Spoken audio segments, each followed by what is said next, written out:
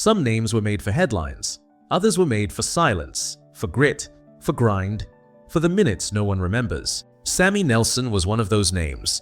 He wasn't the captain, he wasn't the savior. He didn't point to the badge. He wore it, like it was stitched into him. No drama, no demands, just minutes, just tackles, just trust. You never saw him shout, you never saw him fall behind. He was already there before anyone else reacted. Not the loudest voice, but the one managers relied on when the rest had lost shape. He didn't play for praise, he played for Arsenal, and that was the difference. Subscribe if silence, loyalty, and grit still mean something. He never asked to be remembered, but we remember anyway. Samuel Nelson was born in Belfast, Northern Ireland, on April 1st, 1949. He came from a quiet street in a divided city, but the only line he ever crossed was the white one at the edge of a pitch. At just 16, he left everything behind to join Arsenal. By 17, he was a professional footballer in North London. No noise, no spotlight, just a job to earn and a place to wait for. They played him as a winger, but it didn't fit, so they moved him to left back. And that's where he stayed. Reliable, unshakable, invisible to most, but trusted by those who mattered. The problem? That position already had an owner, Bob McNabb, an England international, a double winner in the making. So Nelson watched and waited. His debut came on October 25, 1969 against Ipswich Town. But when Arsenal made history in 1971, he'd played just 4 league matches, one short of a medal. Some players missed their moment by a mile, he missed it by 1 appearance. Still, he didn't complain, didn't leave, didn't sulk in the shadows. He just trained harder, tackled sharper, and kept his name clean. For the moment, it would finally matter. The waiting ended in 1975. Bob McNabb left Arsenal, and when the club needed a new left back, they didn't look outside. They already had one. Sammy Nelson stepped in. No questions, no announcements, just training ground trust. Finally turned into minutes. From that season on, the shirt was his. Not by hype, but by habit, by consistency, by doing the job no one thanked him for, and never needing them to. He lined up with Pat Rice, David O'Leary, Liam Brady, Graham Rix, and behind him, the calm giant, Pat Jennings. It wasn't the flashiest Arsenal side, but on the left flank, there was no uncertainty. There was Sammy, week in, week out, no interviews, no outbursts, just tackles and trust. And every now and then, he let the humor show. Like the day he scored at Highbury and turned to the North Bank, dropped his shorts and mooned the crowd with a grin on his face. Fined by the club, but the fans, they loved him more for it. He wasn't trying to be a character, he just was one. There were no highlights, no viral clips, but if you watched Arsenal in those years, you saw a number 3 who didn't ask for credit and never needed reminding what his job was. This was his shirt now, and no one ever took it lightly again. Between 1978 and 1980, Arsenal played in 3 straight FA Cup finals, and Sammy Nelson was there for all of them. Not as a squad player, not as a sub. He was part of the spine, trusted, picked, ready. The first, in 1978, ended in heartbreak. Arsenal lost to Ipswich Town, a match where favourites looked lost and underdogs ran the game. Nelson started, did his job, but medals don't care about who worked hard, only who lifted. Then came 1979, the one Arsenal fans still talk about. Arsenal 3, Manchester United 2, the 5-minute final. 2-0 up, 2-2 panic. Then, in the dying seconds, Alan Sunderland slides it in, Arsenal win the cup. Nelson started, played the full 90, but his name wasn't in the headlines, wasn't in the replays. It never was. In the 1980 FA Cup final, v West Ham, Nelson appeared as a substitute, coming on for John Devine in the 61st minute.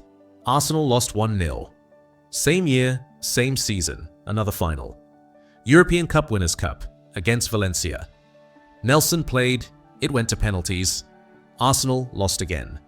4 major finals in 3 years. 1 winner's medal, no moment. But he never asked for one, no complaints, no gestures, just walked back down the tunnel, same as always. Because for Sammy Nelson, glory was never the reason. Responsibility was. He didn't speak much about it, didn't play into the tension, but every time Northern Ireland called, Sammy Nelson showed up. He made his international debut in 1970, and by the time he took off that shirt for the last time, he'd earned 51 caps and scored once for his country. This wasn't just duty, it was quiet pride. He played through a decade where travel meant risk, where the name Belfast came with headlines no footballer could control. But Sammy kept it simple. He just played, and his teammates trusted him for it. He lined up with Pat Jennings, Martin O'Neill, Jerry Armstrong, Norman Whiteside, the spine of a side that didn't just represent a country, they carried a fractured place with them. In 1982, at 33 years old, Nelson was selected for the World Cup in Spain. He played in 2 matches as Northern Ireland shocked the football world by topping a group that included Spain and Yugoslavia. No badge thumping, no interviews, just another job, done with the same calm he showed in North London. As Arsenal later wrote, every team needs characters like Sammy Nelson, held in genuine affection by his teammates. He never wore the armband, but he wore the weight, and somehow it never showed. By 1980, Arsenal had made a decision. They signed Kenny Sansom, younger, flashier, already an England international. And just like that, Sammy Nelson's name moved from the team sheet to the bench, then to the background, then, eventually, to the door. He never made noise about it, never called a journalist, never questioned the choice. He knew how football worked, and more than that, he knew who he was. He stayed for one more season, waited, watched, helped where he could, and then, in 1981, after 339 appearances for the club, he walked away.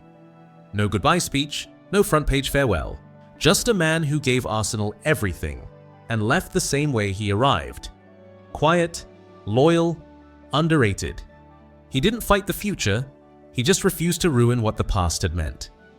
Because Sammy Nelson wasn't built for drama, he was built for standards, and that was enough. After leaving Arsenal, he signed for Brighton and Hove Albion. It wasn't a headline move, it wasn't meant to be.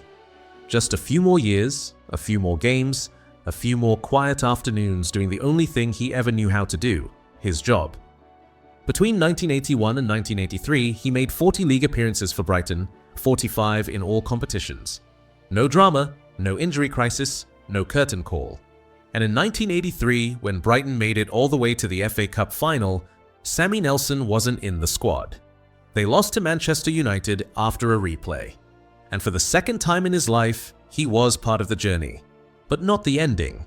That summer, he retired from professional football. No press conference, just silence. Just the end. He just let the game go the same way he carried it. With humility, with peace.